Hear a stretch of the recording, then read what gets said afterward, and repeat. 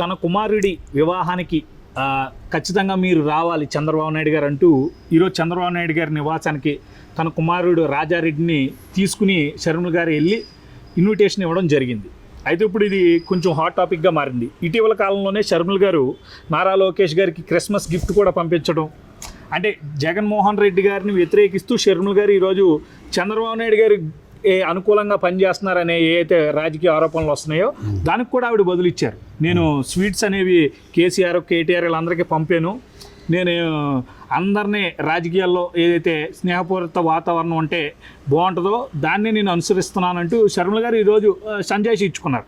ఏదేమన్నప్పటికీ చంద్రబాబు నాయుడు గారిని పిలవడం, చంద్రబాబు నాయుడు గారు కూడా రాజశేఖర రెడ్డి గారితో ఉన్న అనుబంధాన్ని షర్మిల గారికి షేర్ చేయడం ఎంత జరిగిపోయింది. సో ఎలా చూడాలి ఇప్పుడు షర్మిల గారి ఆహ్వానాన్ని? రాబోయే రాజకీయాల ఏదైతే ఇప్పుడు షర్మిల గారు కాంగ్రెస్లో చేరుతున్నారు కదా, రాజకీయాలకు రాష్ట్రంలో మారబోయే పరిస్థితులకు ఇది కారణం అంటారా? ఏమంటారు? ఇప్పుడు చంద్రబాబు నాయుడు గారు అజాత శత్రువు, ఆయన్ని వ్యతిరేకించే వాళ్ళు శత్రువులు ఉంటారేమో, ఆయనకి ఎవరో శత్రువులు ఉండరు. దానికి అనేక తార్కాణాలు చూస్తాం మనం. ఇప్పుడు ఆయన్ని పట్టుబట్టి ఓడించిన మోడీకి ఈయన సానుకూలంగానే స్పందిస్తారు. ఈవెన్ జగన్మోహన్ రెడ్డి ఎంత దుర్మార్గం వ్యవహరించినా ఆయన పట్ల కూడా సానుకూలంగా ఉంటాడు. ఇప్పుడు కూడా చెడు మాట మాట్లాడినా. కేసీఆర్ గారు తుంటి వెముకి ఎరిగిపోయి మంచం మీద పడుకున్నప్పుడు ఆ తుంటి మీద చెయ్యేసి పాము కూడా బాగోవేయాలని చెప్పాడు. అంటే స్పృశించి బాగుంటుందని చెప్పాడు లేదా? ఈయనకి శత్రువులు ఉండరు. ఆ క్రమంలో షర్మిల గారైనా నువ్వైనా ఇంకొకళ్ళైనా ఎవరైనా చంద్రబాబు నాయుడు గారి దగ్గరికి వెళ్ళి ఏమంటే మా ఇంట్లో వివాహం ఉంది, పండుగ ఉంది, లేకపోతే మా శుభకార్యం ఉంది, ఒకసారి వచ్చి అక్షంతలైంది ఆశీర్వదించండి అంటే డెఫినెట్గా స్పందిస్తాడు. ఆయన అజాతశత్రువు, రాజనీతిజ్ఞుడే. ఆయన గురించి చాలామందికి ఇటీవల కాలంలో ఆయన అరెస్ట్ అయిందని తెలిసింది చాలామందికి. ఆయన ఏంటంటే ఒక రాజర్షి అంటారు కదా, అలాంటి రాగద్వేషాలకు అతీతంగా, దూషణ భూషణ తిరస్కారాలకు అతీతంగా ఉంటాడు. ఇది ఇవన్నీ కూడా చిన్న చిన్న విషయాలుగా చూస్తున్నారు. ఎందుకు పగా ప్రతీకారాలు ఏం పెడతాయి మనకి? ఎంతసేపు ప్రజలు విశాల దృక్పథంతో ఆలోచిస్తాడు. కాబట్టి ఆయన గురించి ఎవరు ఏం మాట్లాడినా పెద్ద విశేషణం కానీ ఏముండదు.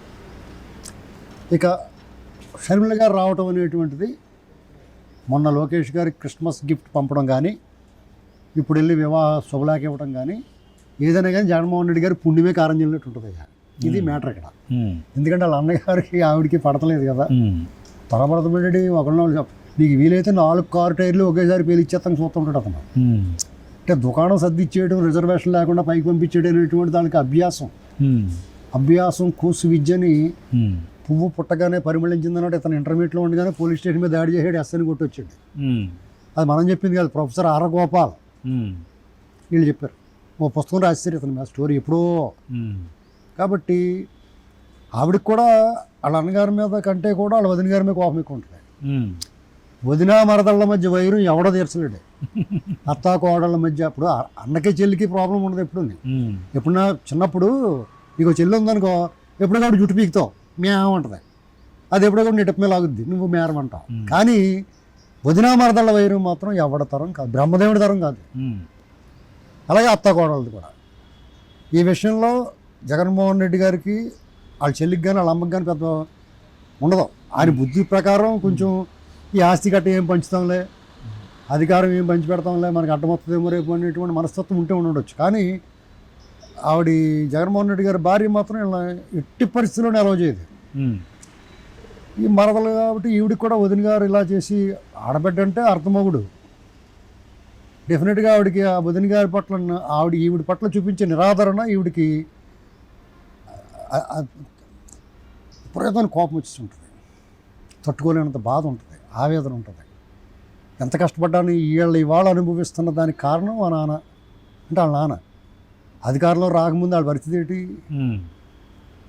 ఇప్పుడు అధికారంలో వచ్చిన తర్వాత పరిస్థితి ఏంటి, ఇప్పుడు మళ్ళీ 5 ఏళ్లలో ఎంత కుమ్మేశారు. డేలైట్ రాబరీ కదా, పట్టపక్కల దోపిడీ చేయరు వాళ్ళు. దొంగోళ్ళు కూడా కొన్ని వదిలేసిపోతారు. ఇప్పుడు స్టోట్ ఫార్మలు వస్తారా, వాళ్ళు మీ ఇంట్లో దొంగతనం చేశారనుకో, ఏమన్నా వాచి మా నాన్న గిఫ్ట్ ఇచ్చేటండి ప్లీజ్ వదిలేయండి అంటే వదిలేసిపోతారు వాళ్ళు. తెలుసా నీకు? ఎమోషనల్గా కూడా నీకు ఈ క్లియర్ ఎగ్జాంపుల్ నీకు సాక్షిత్వం కావాలి. మా ఫ్రెండ్ వాళ్ళు ఇంటికాడ దొంగలు పడ్డారు స్టోట్ ఫార్మ్ వాళ్ళు. వాళ్ళ ఇంటికి అప్పుడు కొంతమంది మెస్సులు ఇలాంటి చువ్వలాంటి మెస్సులు ఉండి పాతాయి, ఎలా ఉంచుకుని లోపలికి వచ్చేసాడు. ఏదో మంచినీటి దాతానికి వచ్చాడు మా వాళ్ళు లేచి అర్ధరాత్రి కూడా. ఎదురుకుండా చూస్తే దయ్యాల్లో వీళ్ళు ఉన్నారు ఈ దొంగోళ్ళు.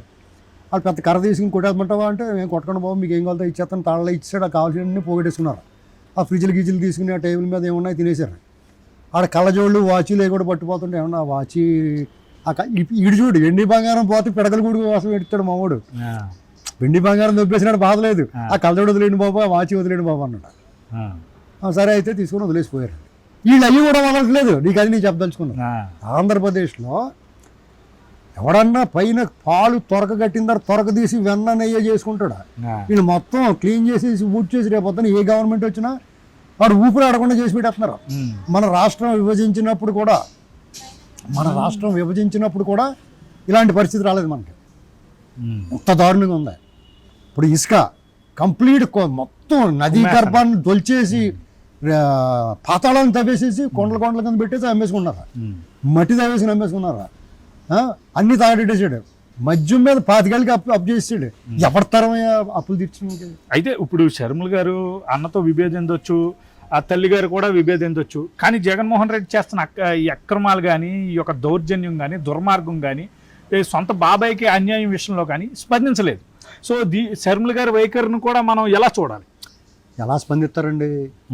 స్పందిస్తాడు ఏం చెప్తారు? నీకు నాకు ఈజీగా కనపడుతుంది, వాళ్ళకి గొట్టలు కనపడుతూ ఉంటుంది, కారు టైర్లు పేలిపోవడం కనపడుతూ ఉంటుంది, పరిటాల రవీంద్ర హంతకుడు అని చెప్పబోవడం, మొద్దు సీనిగడు జైల్లో చచ్చిపోవడం కనపడుతూ ఉంటుంది. ఓ పిచ్చినాకుడికి చంపేస్తాడా అండి? అలాగ ఉన్నవాడు ఎద్దులా ఉన్నవాడు చంపేయగలడా? అక్కడ ఉంటాడు కదా జైల్లోనే. ఇలాంటివన్నీ చూసిన తర్వాత ఎవడన్నా ధైర్యంగా ఎందుకు చేస్తాడే? ఇప్పుడు మనం అనలేదని అనకూడదు. మనం వాళ్ళు క్రూరులయ్యా.